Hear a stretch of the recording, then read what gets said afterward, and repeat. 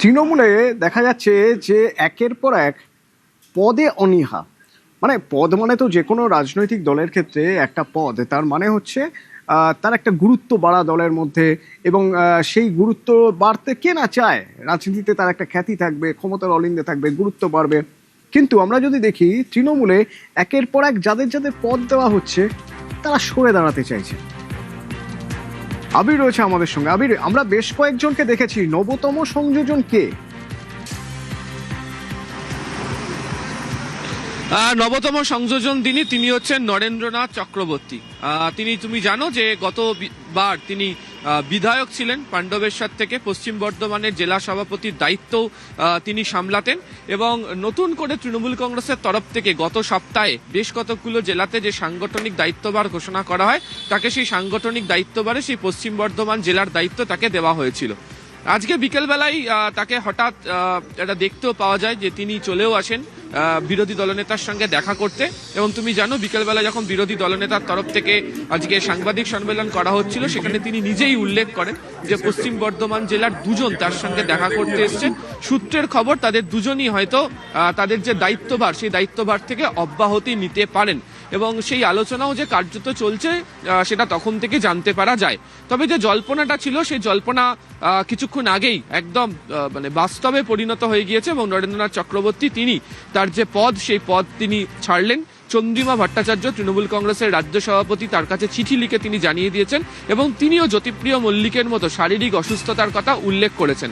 এবং তার সঙ্গে আরও একজন রাজ্যের মন্ত্রী ছিলেন মলয় ঘটকের ভাই অভিজিৎ ঘটক, তিনিও সাংগঠনিক দিক থেকে তৃণমূল কংগ্রেসে একটা সময় পশ্চিম বর্ধমান জেলার শ্রমিক সংগঠনের দায়িত্ব সামলেছেন।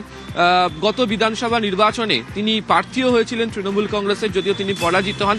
তাকেও আজকে নরেন্দ্রনাথ চক্রবর্তীর সঙ্গে দেখতে পাওয়া গিয়েছে রাজ্য বিধানসভাতে, তাকে আসতে এবং বিরোধী দলনেতার সঙ্গে কথা বলতে।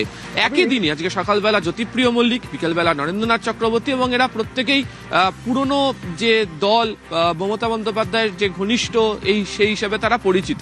এবং যে নতুন সংগঠনে যাদের নামগুলো ঘোষণা করা হয়েছে তার মধ্যে আমরা দেখেওছি এর আগে যে প্রদীপ সরকার তিনি সরে গিয়েছেন, অন্যদিকে রবীন্দ্রনাথ চ্যাটার্জি তিনি সরে গিয়েছেন। ফলে একের পর এক যাদেরকে দায়িত্ব দেওয়া হচ্ছে তারা সেই দায়িত্বভার নিতে চাইছেন না, তারা সরে যাচ্ছেন। এবং অনেকেই বলছেন যে একটু সঙ্গে থাকো, আমি একটু শুনবো, বক্তব্য শুনবো। আজকে যার নাম ঘোষণা হয় তিনি কালকে হচ্ছে সব পদ ছেড়ে দেন।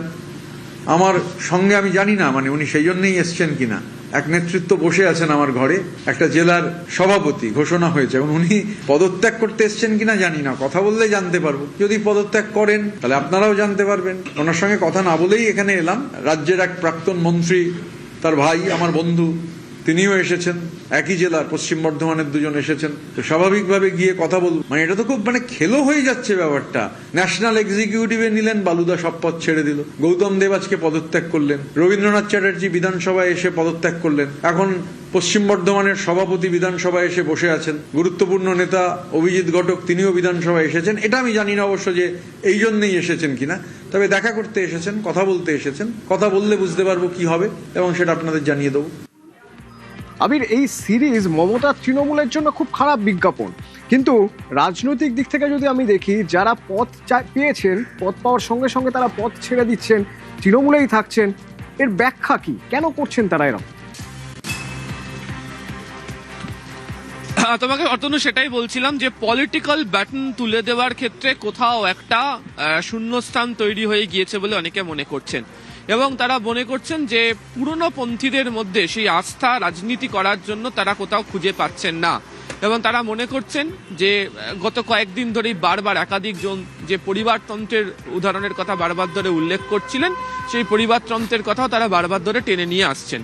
ফলে এই পরিস্থিতিতে দাঁড়িয়ে তারা মনে করছেন যে একাধিক সাংসদ একদিকে চলে গেছে, একাধিক বিধায়করা তার একটা অন্য পক্ষ কার্যত তৈরি করে ফেলেছে, সেপারেট ব্লক তৈরি হয়ে আছে এই মুহূর্তে।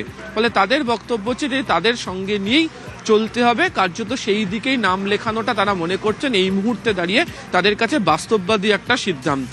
ফলে সেই কারণেই তারা আস্তে আস্তে সেই সাংগঠনিক পদগুলো থেকে সরে যাচ্ছেন। এবং অতনু তুমি জানোই যে গত দিনে কোথায় কোথায় হয়েছিল, হুগলি শ্রীরামপুর, পশ্চিম বর্ধমান, পূর্ব ঠিক। বর্ধমান, এই সমস্ত জেলাগুলোর দায়িত্ব ঘোষণা করা হয়েছিল। ঠিক। এখনো প্রচুর জেলার দায়িত্ব কারা পাবেন সেই ঘোষণা করা বাকি, কিন্তু বহু ক্ষেত্রে সেই আগ্রহটাও কেউ দেখাতে চাইছেন না নতুন করে সংগঠনে কাজ করার জন্য। ধন্যবাদ।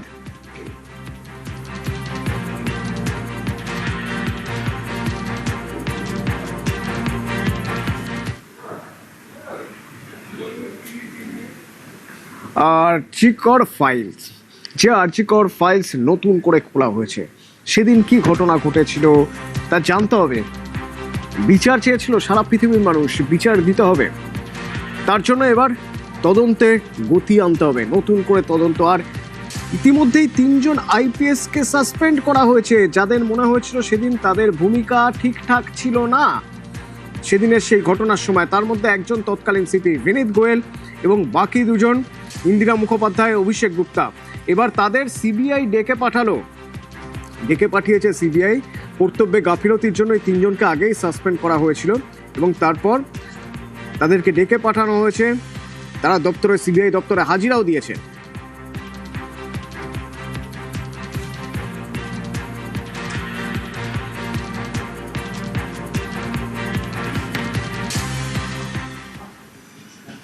বাগনানে বিজেপি কর্মী খুনের ঘটনায় সিআইডি তদন্তের নির্দেশ দেওয়া হলো। বাগনানে এক বিজেপি কর্মী, যে বিজেপি কর্মী খুনে ইতিমধ্যেই 8জন গ্রেপ্তার। তৃণমূল উপপ্রধানের বিরুদ্ধে হামলার অভিযোগ। সিআইডি তদন্তের নির্দেশ দিয়েছেন মুখ্যমন্ত্রী শুভেন্দু অধিকারী।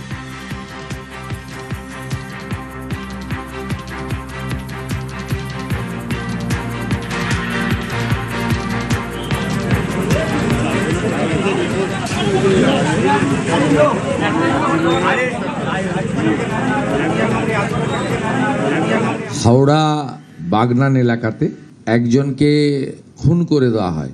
তিনি ভারতীয় জনতা পার্টির সমর্থক ছিলেন। প্রশান্ত দের যে ওয়াইফ রয়েছে সোমা দে, তিনি একটি কমপ্লেন করেন, এফআইআর স্টার্ট হয়। 8জন অ্যাকিউজডকে গ্রেপ্তার করা হয়েছে যারা এই ঘটনার সঙ্গে প্রত্যক্ষভাবে যুক্ত। এটা আমরা জিরো টলারেন্স নীতি নিয়েছি। এই প্রশান্তদের মার্ডার কেসটাকে সিআইডিতে ট্রান্সফার করছি। এই লোকেদের যাতে দ্রুত কাস্টডিতে বা জেসি হোক পিসি হোক থাকাকালীন তাদেরকে আমরা ক্যাপিটাল পানিশমেন্ট দিতে পারি, তার জন্য বিশেষ ব্যবস্থা আমরা নেব। ইতিমধ্যে জেলা প্রশাসন থেকে 4 লক্ষ টাকা মেজর কম্পেনসেশন ওর বাড়িতে দিয়েছে এবং আমি এই পরিবারকে আরও মুখ্যমন্ত্রীর রিলিফ ফান্ড থেকে আরও 5 লক্ষ টাকা অ্যাডিশনাল আমরা দেব।